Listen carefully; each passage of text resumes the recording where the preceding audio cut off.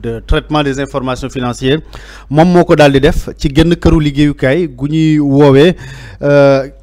Choice Forex Limited moom nag ak ay partenaires am dafa am ay transactions financières yoo xam te def nañ ko ñu jàpp nag ni amul leen loo xam te mën na ko justifier ba tey itam CENTIF jàpp ni wàllum blanchiment d'argent daal dafay xeeñ ci mbir moomulee ndax nag ci diggante 5 mai 2021 jàpp 26 mars 2024 li nga xam te def na ko ci ay transactions financières toll na ci 81 milliards 998 millions 467 623 francs CFA li nga xam te def na ko kon ci ay opération xaalis boo xam te jot na ko wala itam mu daal di ko jox yeneen i këru liggéeyukaay ba tax nag waa CENTIF ne ñoom daal mbir moomu tey na seen xel tax ñu def ci ab gëstu mais nag nekkul kër googu nga xam te ni kon moom moo nekk Choice Forex Limited kese am na yeneen kër yoo xam te dafay liggéey ak ñoom jàpp nañu ni am na loo xam te ni dugal nañ ci seen loxo itam lu jaaru yoon ndax am na ci kër goo xam te ñu ngi koy woowee World Remit Ltd moom itamit nekk na partenaire u Choice Forex ñoom tam am nañ ci seen compte bancaire ay flux yoo xam te ni toll na ci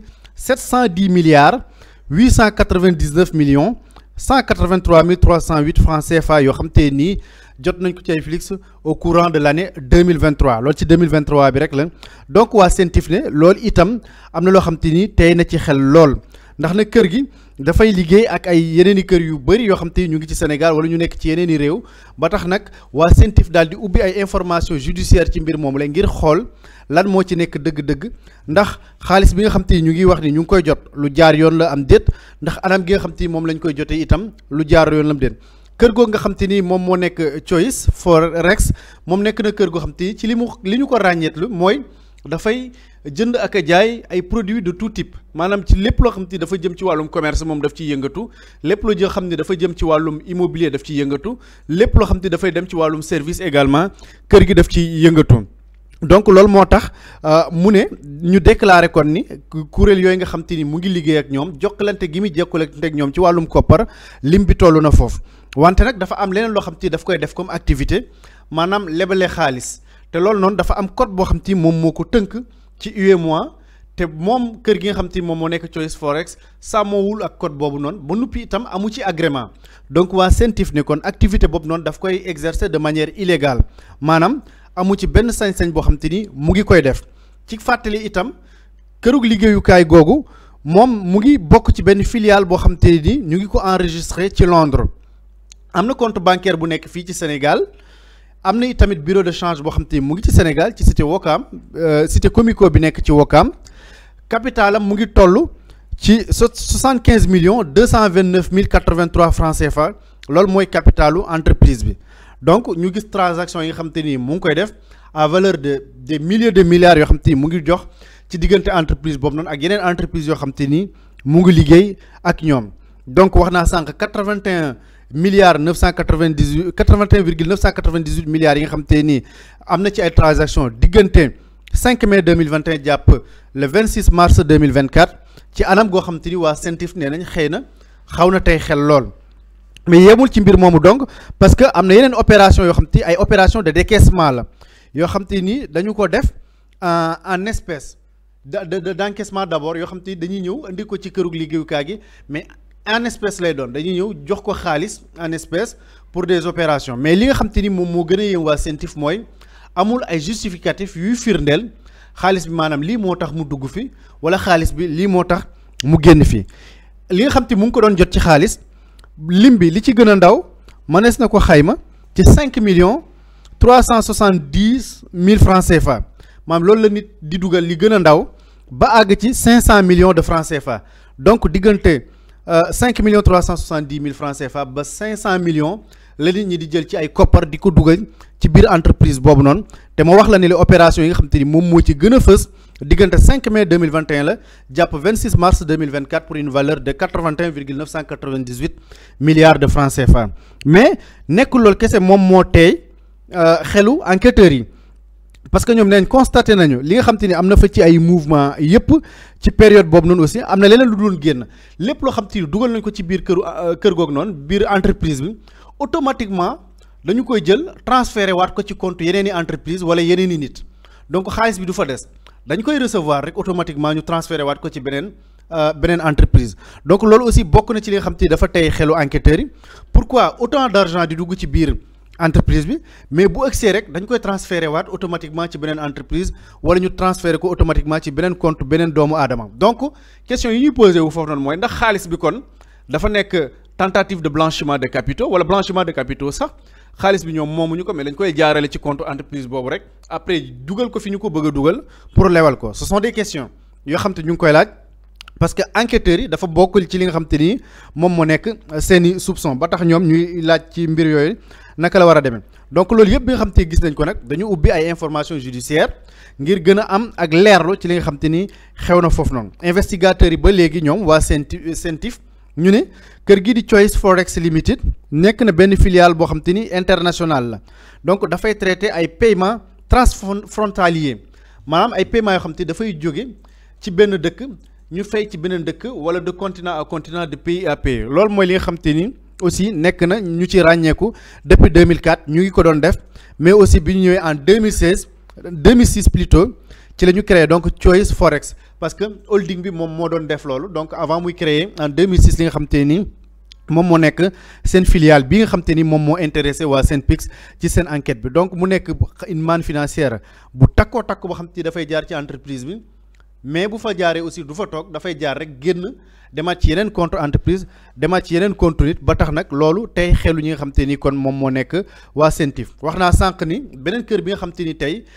intéressé na également enquêteurs yi te mu nekk un partenaire de cette société mooy kër gi ñuy woowee Worldremit LTD moom itamit moom nga xam te dafa disposer benn compte bancaire bu nekk ci benn banque bu ñuy woowee UBA nga xam te ni am na fii nii moom aussi am na fa benn compte bancaire mais li gën a tey xelu askan bi tamit xelu plutôt enquêteurs yi mooy montant yi nga xam te ni nii ay montant de transaction la ci benn durée bu ndaw juste ci année 2023 boo xam te ni société boobu noonu def na ko toll na ci 710 milliards 899 millions 308 000 francs CFA loolu mooy li nga xam te def nañ ko ci ay transactions en 2023 donc loolu nag c'est une société partenaire de société bi nga xam te ni moom la gars yi di enquête pour xool fan la jëlee xaalisam donc 710 milliards rien qu'en 2023 loo xam te dafa transité ci biir compte entreprise boobu noonu jaar fa rek génnaat dem fekk si li nga xam te moo nekk plus de 81 milliards plus précisément 81,998 milliards yoo xam te ni aussi société bi Choice Forex Limited moom aussi encaissé na ko mais non seulement bu ko encaissé du ko téye ci compte bancaire am mais daf koy bàyyi mu demaat directement ci li nga xam te moom moo nekk yeneen compte yoo xam te ay partenaire am nañ wala yeneen nit ñoo xam te ni kon ñu ngi jokkalante ak moom mais li gën a tey xelu enquêteurs yi ni ma ko waxee sànq mooy y a jamais de justificatif yi wone lii mooy waral ñu décaisser xaalis bi wala lii mooy waral ñu dugal xaalis bi ci biir entreprise bi loolu di beneen bi mooy aussi enquêteurs yi découvrir nañ que ni dafay leble xaalis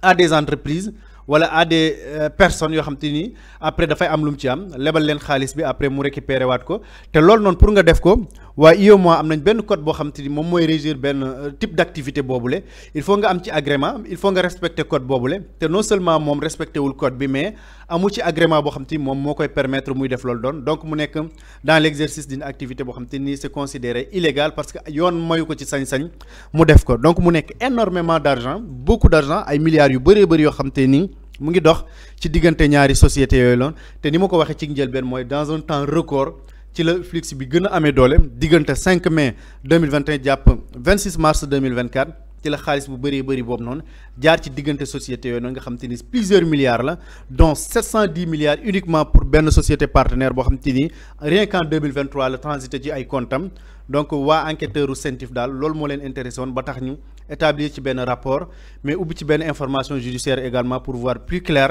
ndax xam mbir mi dafa nekk blanchiment de capitaux la maanaam weexal wala lewal xaalis boo xam te ni dagganul donc loolu mooy li nga xam te ni moom la ñu leen indiloon tey ci la une du jour. am na solo Ismaïla Boury ban lecture nga ci daal di def par rapport ak koppar yi takku yi nga xamante ni Ismaïla dikkalaat nañu ci léegi. man dama naan yenn yi gis nga la démarche bi nga xamante ni les autorités compétentes ñi ngi ci nekk di def dara du ci hasard gis nga tey on parle d'un rapport sur la gestion de nos finances publiques xaalisu Sénégal ni ñu ko yoree de 2019 à 2024 on parle c'est que wax na ko démb de plusieurs milliards yoo xam ne peut-être jaar na ci des ministères ou bien des directions ou bien Sénégal lebi na ko levé na des fonds yoo xam ne après transité wul fi nga xam ne mooy trésor public xaalis la boo xam ne dafa disparaître kenn amul traçabilité pour xam xaalis bi fu mu jaar et pourtant c'est des dettes yoo xam ne tey Sénégal dafay continuer di ko fay. C'est pas un hasard on parle de détournement de deniers publics xaalis bu kenn xamul fu mu jaar et de l'autre côté mu am des sociétés yoo xamante ne nii existé nañ fii Sénégal et ci même période bi on parle de 2019 et 2024 des sociétés qui ont été créées ou bien qui sont basées au Sénégal mais dañu am benn information en commun ces sociétés là et je pense avec l'exemple qu'on avait fait ci beneen banque avant-hier daf koy prouver que des sociétés établies nañ Sénégal mais dañ leen domicilier ci ay dëkk yoo xam ne soit c'est des paradis fiscaux ou bien dëkk yoo xam ne bénéficier de certains avantages en tout cas c'est des sociétés basées à l'étranger il y a pas de hasard des gens de manière volontaire dañu décider dem lebi xaalis ci turu sénégalais yi jaarul fa mu war a jaar amul traçabilité bu ñu demee saisir li nga xamante ni nii mooy trésor public du ñu gis dërëm léegi la question bi ñuy war a poser mooy xaalis boobu fu mu jaar et puis c'est simple des gens pour pouvoir détourner cet argent-là par la complicité de certaines entreprises yoo xam ne ñu ngi établir ici au Sénégal mais basées à l'étranger sociétés yi la ñu créé teg leen implanté leen fii pour servir de rawale xaalis bi c'est tout simplement ça c'est-à-dire que liaison bi nga mën a def c'est tout simplement ça y a pas à chercher de midi à 14 heures luubal nañ xaalisu sénégalais yi xamuñu fu ñu koy jaarale créé nañ des sociétés yoo xamante ni nii mooy servir de relais pour transiter xaalis bi vers foofu ñooñu di dem parce que boo xoolee méthodes yi sont les mêmes da ngay jël ñaari sociétés wala ñetti sociétés ou bien 5 sociétés yoo xam ni xamantewuñ mais les mêmes méthodes la ñuy gis mooy am na xaalis bi fa dugg te xaalis bi du doon xaalis boo xam ne day am justification c'est-à-dire que tel motif moo tax Ismaïla déposer xaalis bi ci banque bi parce que c'est des montants colossaux je pense que même dans nos banques là boo fa bëggoon yóbbu yenn millions yi rek dinañ la laaj justificatif ne la xaalis bi fu mu jugee massamaak des milliards il faudra nga justifier ko donc pour faire simple ils ont créé des sociétés écran di faire transiter l'argent foofu noonu ñooñu di ko jaarale et puis ça part dans les paradis fiscaux c'est tout simplement ça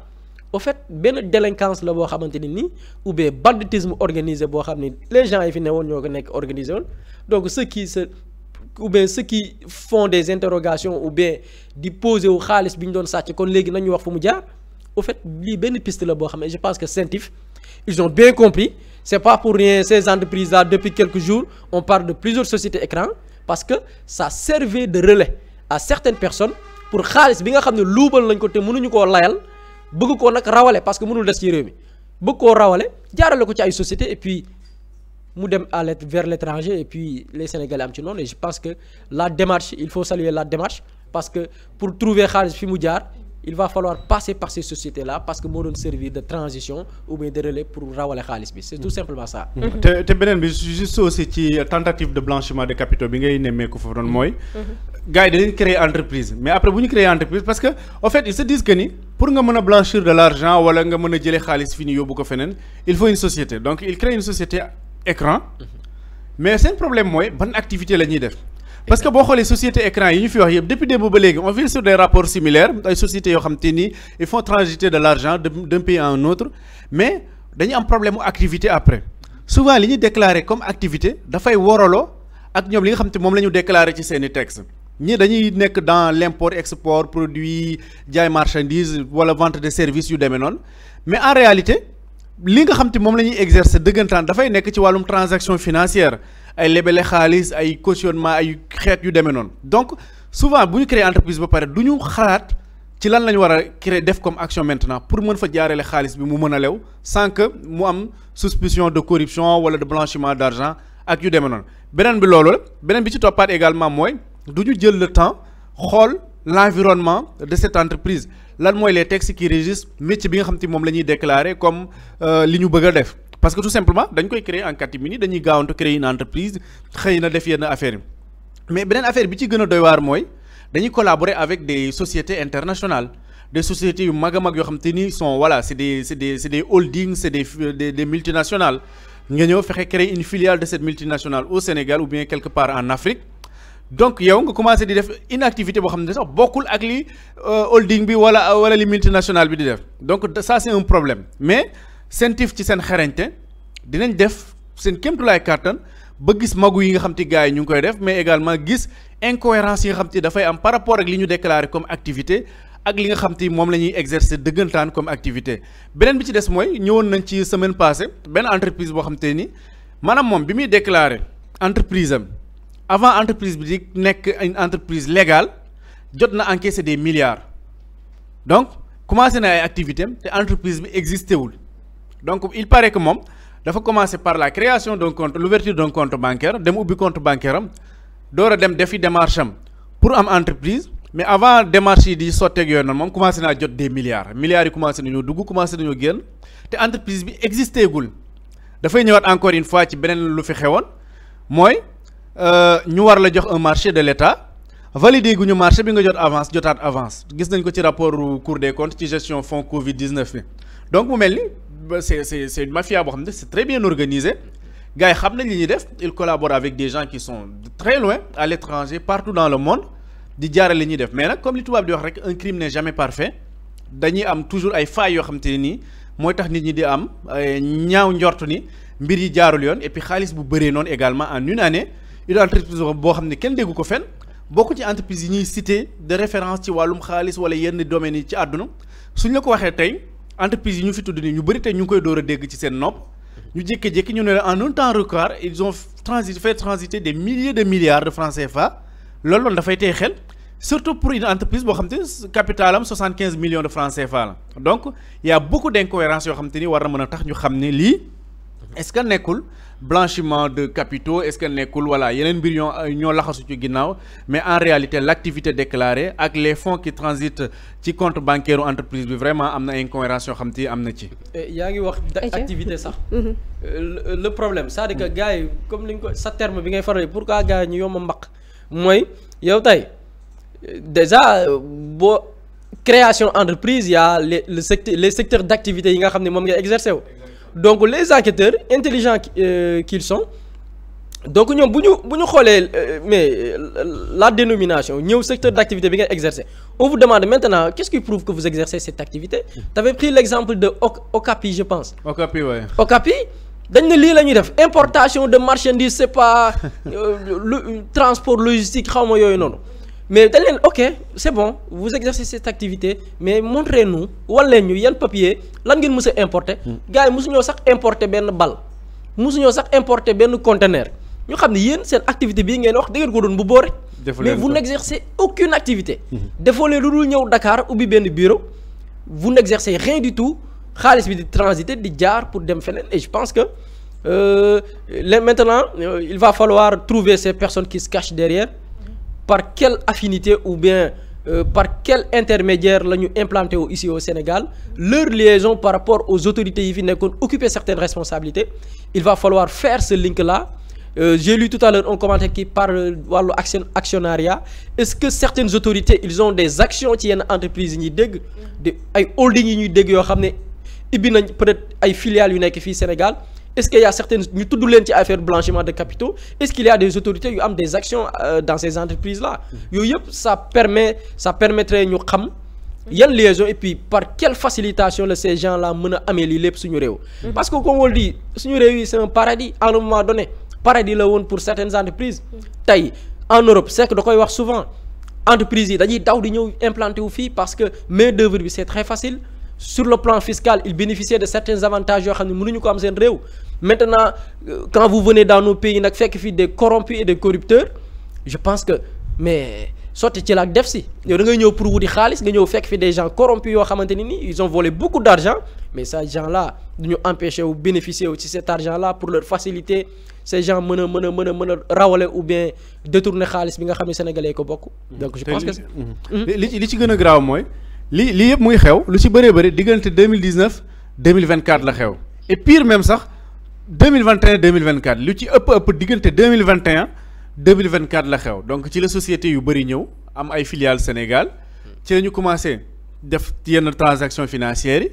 des centaines de milliards voire des milliers de milliards yoo xam te dafay jaar ci seen compte bancaire entre 2021 et fin 2024 donc loolu noonu dafay tey xel quoi pourquoi depuis 2000 lan moo tax entreprises yooyu ñëwuñu lan moo changé ci sunu environnement économique quel était le climat boo xam te ni xëy na était devenu plus favorable pour que ñoom à partir de 2021 rek ñu commencé daw ñëw di implanté wu Sénégal mais non seulement dañu daw ñëw implanté wu mais commencé di def des activités douteuses parce que une activité douteuse man ta weesu damay déclarer ni man damay jaay saabu ñu dem ci côté bi gis ni man kat nee naa damay leble xaalis entre jaay saabu ak leble xaalis y a une différence parce que ñii entreprise yu ci bëri rek gis nga fan yi information yi ñuy traité ñëpp dañu am lu leen lënkale li leen lënkale mooy non seulement du ñu def activité bi ñu déclaré mooy ñoom ñëpp dañuy gis ni dañuy yëngatu ci leble xaalis fayeeku xaalis loolu mooy li nga xam te ni moom la ñuy def dëggantaan xaalis bi ñuy leble fan lañ ko jël